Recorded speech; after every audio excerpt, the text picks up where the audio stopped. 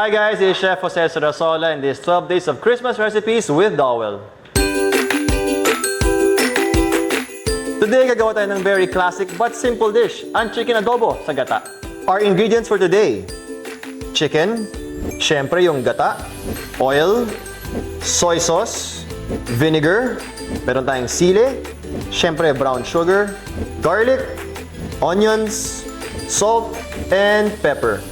And today, I'll be using my Dowell electric pressure cooker. At guys, hindi lang siya pressure cooker, multi-cooker din siya. Ibig sabihin, marami siyang functions, saute, fry, at marami pang iba. Kaya talagang perfect for any dish. Kaya tara, simulan na natin.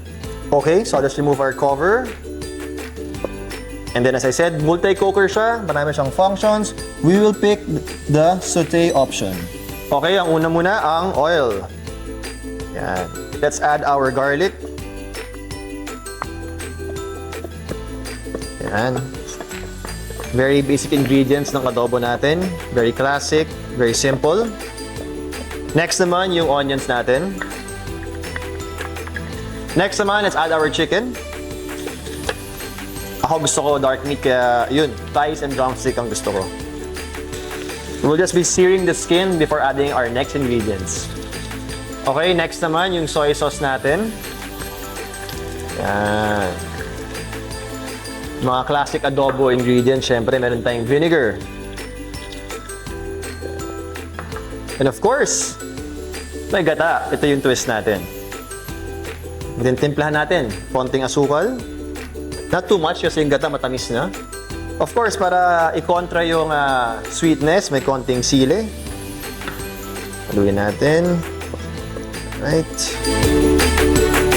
Of course, some black pepper.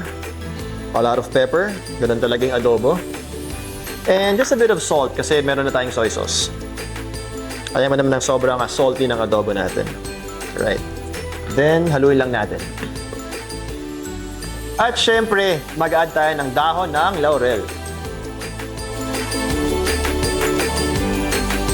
Okay guys, tapos na yung adobo sa gata. Time to plate. Yun no, perfectly cooked. Kuha tayo ng konting garnish.